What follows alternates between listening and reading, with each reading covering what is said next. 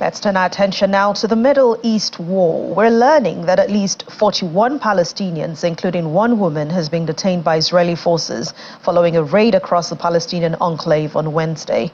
Meanwhile, more than 30 protests are currently taking place across Israel, demanding the return of captives held by Hamas in Gaza. And Chicago has now become the latest city in the United States to call for a permanent ceasefire as the Israel-Hamas war nears its fourth month. As it stands now, over 27,000 Palestinians have been killed in Gaza since the October 7 attack, while over 66,139 others have been wounded, and that's according to the health ministry in Gaza. South Africa's Foreign Minister Naledi Pandor has denied allegations that the ruling ANC party received financial backing from Iran to file its case against Israel at the International Court of Justice. During a press briefing on Wednesday, the foreign minister referred to the accusation as a counteroffensive by Israel and its allies. The minister revealed that she had complained to the International Criminal Court over what she termed a slow pace of action on South Africa's referral into Israel, including the delay of issuing an arrest warrant for Israel's Prime Minister Benjamin Netanyahu.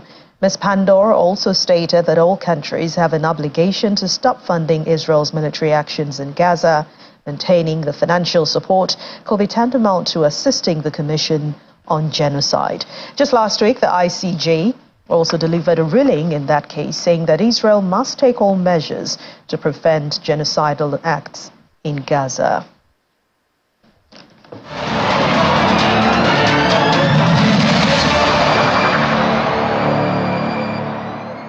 Welcome back. The United Nations says that Israel is opposing the entry of humanitarian aid to Gaza, asking countries who have cut funding to the Palestine Refugee Agency to reconsider their actions. In recent weeks, Israeli protesters have also been stopping aid trucks from entering Gaza as food and water supplies and the besieged strip continue to dwindle. Ruling by the International Court of Justice on South Africa's genocide case against Israel also dominated discussions at the Security Council. We continue to face the issue of the rejection for entry of much-needed items into Gaza by Israel for reasons which are, at least to us, unclear and inconsistent. And as we know anecdotally, the whole truck gets sent back if there are items on it which are possibly dual use and therefore prohibited. UNRWA's life-saving services, as was mentioned by so many member states yesterday, to over three-quarters of Gaza's residents, should not be jeopardized by the alleged actions of a few individuals. It is a matter of extraordinary disproportion. We must be honest about what the court did not order. Specifically, it has not ordered an immediate ceasefire. It has not made any finding that this preliminary phase of the proceedings that Israel committed genocide or otherwise violated the Genocide Convention. And indeed, the United States continues to believe that such allegations are unfounded. To those with misplaced outrage, be outraged by the crime, not the accusation, by reality on the ground, not the words to describe it. Enough racism and supremacy, enough impunity.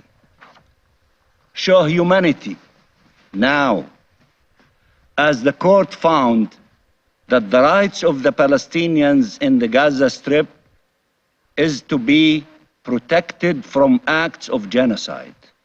All countries from across the globe have expressed support for an end of the Israeli occupation, Palestinian independence, and the two-state solution. What was the answer of Netanyahu? He bragged about sabotaging peace efforts for decades and for obstructing Palestinian independence and the two-state solution, depriving even his own people of peace and security. This is his agenda, and he has acted upon it for the last 40 years. That openly and proudly declares its genocidal agenda perpetrated actual genocidal acts. That same organization continues to attack Israel, to hold hostages in brutal conditions, and declares regularly its intention to repeat its atrocities again and again and again. And yet none of this has merited serious attention, let alone condemnation by this Council, or anything approaching the condemnation and revulsion it should merit in United Nations reports. There is a reason the Palestinian representative today and the supporters of Hamas, such as South Africa and Algeria, must present so distorted a reality to the Council. It is obvious. For them, the brutal reality created by Hamas does not exist, and indeed cannot exist. For if it did, there would be no possible case of genocide. And the effort to demonize Israel, to tell a story where one side is the victim and the other side is a villain, would collapse. South Africa sincerely hopes that Israel will not act to frustrate the application of this order, as it has publicly threatened to do so, but that it will instead act to comply with it fully, as it is bound to do so. Unfortunately, in the days since the court's decision, we have seen the Israeli government continue its illegal actions in violation of the court order.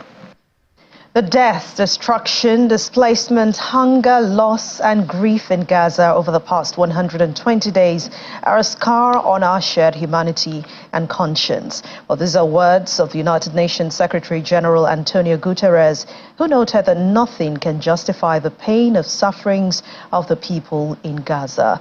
He also says that he was horrified by allegations that workers of the Palestine Refugee Agency were involved in the October 7th Hamas attack.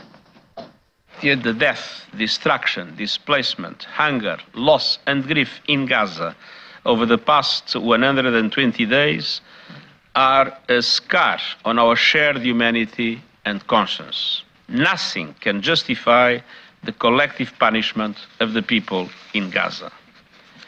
The ongoing conflict and relentless bombardment by Israeli forces across Gaza have resulted in killings of civilians and destruction at a pace and scale unlike anything we have witnessed in recent years.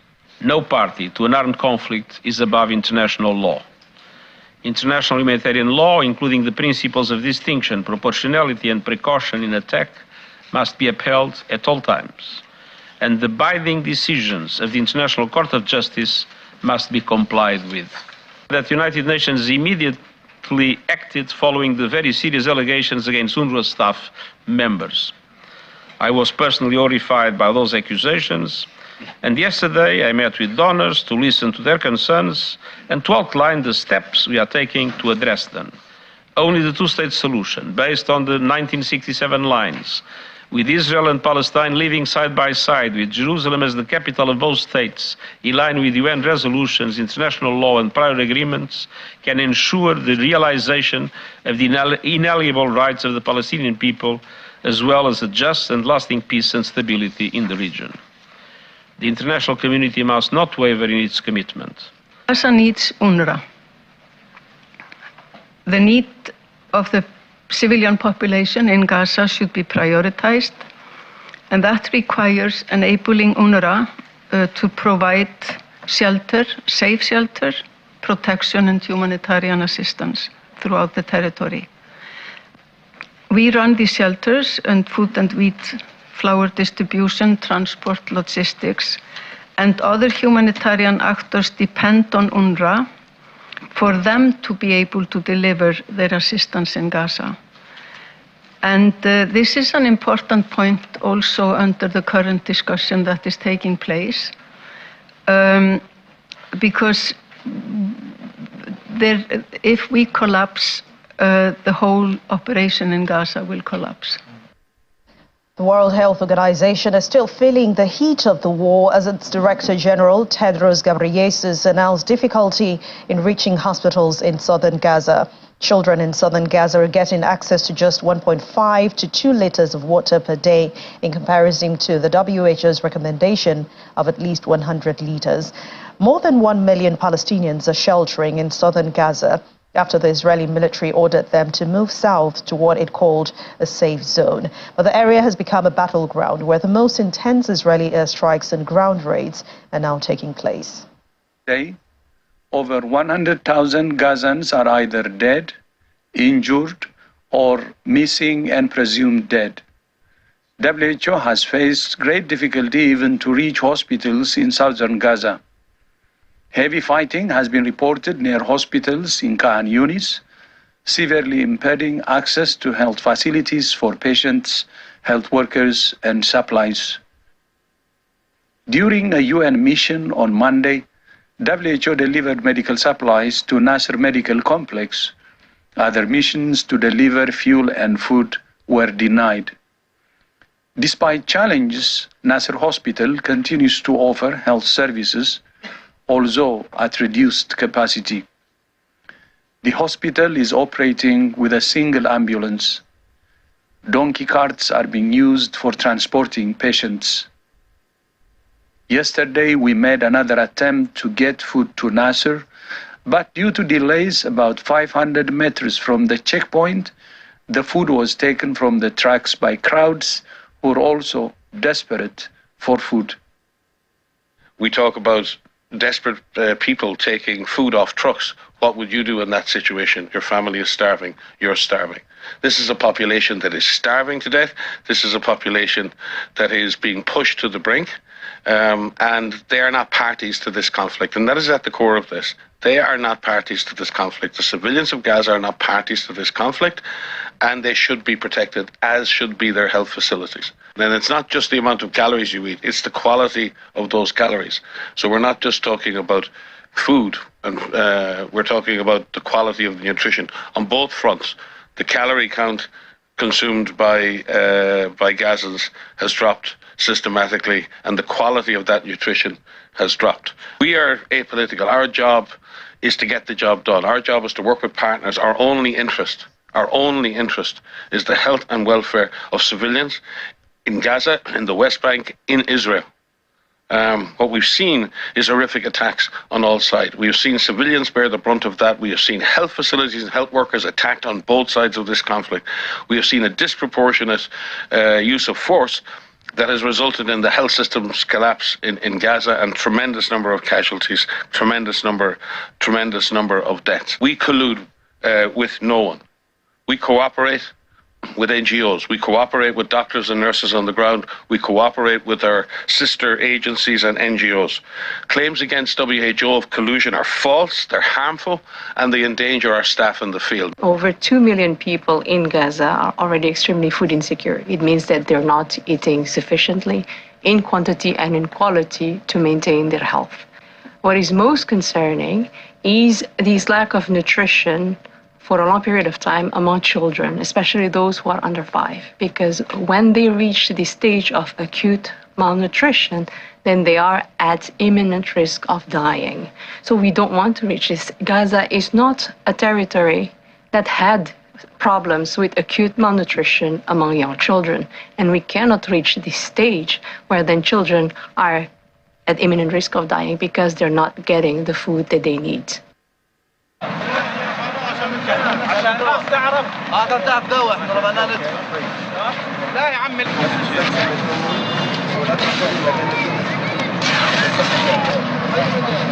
And amid ongoing heavy military operations in the vicinity of the Nasser Hospital in Khan Yunis, Gaza, the World Health Organization and its partners were able to reach the hospital on Monday, delivering essential medical supplies for 1,000 patients. The team had also planned to deliver food to the hospital, but the delivery was delayed. Delays like these increase the health risks of vulnerable patients, hampering health personnel. Nasser Hospital is currently serving 400 patients, but once the most important referral hospitals in southern Gaza. Within 1 week, Nasser has gone from partially to minimally functional, reflecting the unwarranted and ongoing dismantling of the health system. An economic analyst is warning that tens of billions needed for the reconstruction of Gaza does not include the humanitarian assistance need for the Palestinian people. This is according to Rami Al-Azay, an economist who noted that Israel-Hamas war has resulted in an unprecedented level of destruction to the Gaza economy. A report by the United Nations Trade and Development Body estimated the annual gross domestic product of Gaza declined by $655 million last year, at equivalent of 24%. The preliminary assessment of the social and economic impact of the conflict examines the gross domestic product loss, recovery timeliness, and the enduring effect on poverty and household expenditure.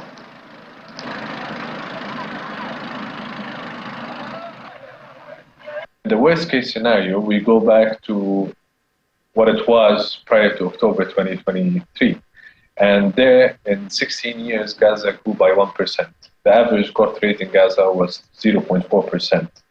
And if that's the conditions prevailing in the recovery, or after the war ends, and the military operation ends, it will take Gaza until 2092, or 7 decades, just for it to go back to its level of 2022.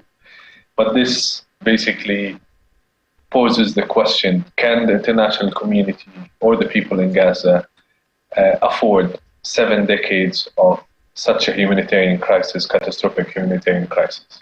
But if we took what was needed after the 2014 military operations in Gaza, what was needed was 3.9 billion. But given the level of destruction we're seeing now, it's going to be multiple times the 3.9 billion that was asked in 2014. And given the catastrophic humanitarian disaster in Gaza now, the tens of billions needed for the reconstruction does not include the humanitarian assistance need for the people in Gaza until the reconstruction is done. The most important message from this report is that the international community needs to take urgent actions now. And going back to half solutions and the cycle of destruction and insufficient reconstruction is not an option for the people in Gaza now.